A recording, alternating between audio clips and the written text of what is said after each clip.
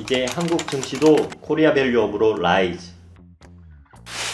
한국 증시는 오랫동안 낮은 주가 수익 비율 PBR과 자기 자본 이익률 ROE로 인해 저평가되어 왔어요. 이로 인해 투자자들이 한국 증시를 서서히 외면하게 되었죠. 이를 해결하기 위해 정부는 기업 밸류업 프로그램을 통해 상장 기업들이 자발적으로 기업 가치를 높이도록 유도하는 정책을 도입하기로 했어요.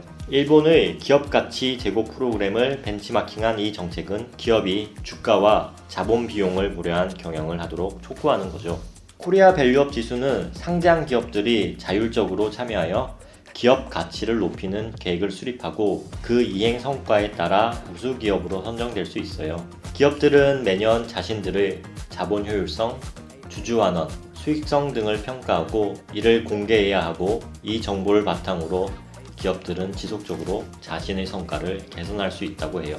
우수기업으로 선정된 기업들은 거래소 공시 우수법인 등으로 인정받거나 투자자들에게 더 많은 주목을 받을 가능성이 높아지는 거죠. 코리아 밸류업 지수의 핵심은 ROE예요.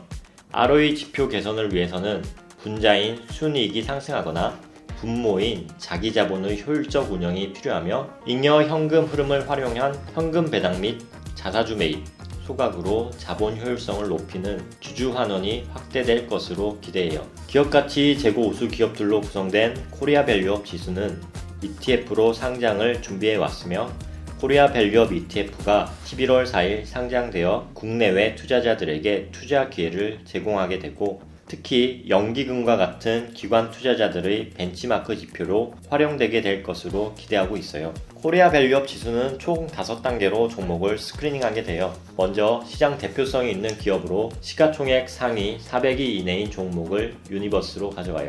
두 번째는 수익성으로 2년 연속 적자 또는 2년 합산 손익 적자 기업을 제외하게 되고요. 세 번째는 주주 환원 정책으로 최근 2년 연속 배당 또는 자사주 소각을 실시한 기업으로 스크리닝해요. 네 번째는 PBR로 2년 평균 PBR이 전체 또는 산업군의 50% 이내인 종목으로 한정하게 돼요.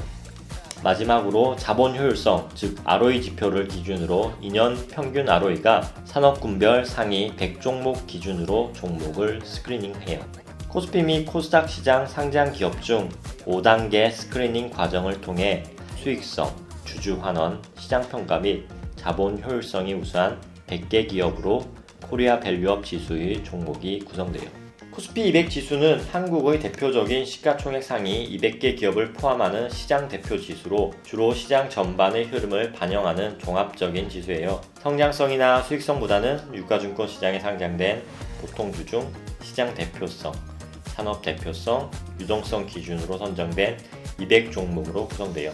반면 코리아 밸류업 지수는 시장 대표성, 유동성과 같은 규모 요건 이외에도 수익성, 주주 환원, 시장 평가, 자본 효율성 등 다양한 질적 요건과 상품성을 종합적으로 고려하여 선정된 100 종목으로 구성되어 차이가 있어요. 종목의 비중에서도 개별 종목의 지수 내 비중 상한을 15%로 제한하여 한 종목의 쏠림을 방지하고자 하는 것을 볼 수 있어요. 코스피 200에서는 삼성전자의 비중이 높아 삼성전자의 주가가 지수의 성과에 영향이 컸다면, 코리아 밸류업 지수는 지수 내 삼성전자 비중이 9월 말 기준 12.7%로 코스피 200 대비 많이 낮은 수준이에요. 주요 투자 지표를 비교해봐도 확실히 코스피 200 대비 밸류에이션 매력이 높고 자본 효율성이 높은 것을 볼 수 있어요. 배당 수익률도 차이가 크지 않지만 아주 조금 높아요. 그리고 배당의 경우도 밸류업 프로그램을 통해 보다 적극적인 주주 환원 정책이 확대된다면 배당 성향도 장기적으로 계속 높아지고 배당 주기도 미국처럼 다양해질 수 있어요. 일본은 1990년대 이후 오랜 시간 경제 침체와 저성장을 겪어왔어요. 기업들은 수익성이 낮고 주가 수익 비율 PBR도 1 이하로 떨어지면서 투자자들의 신뢰를 잃게 되었죠.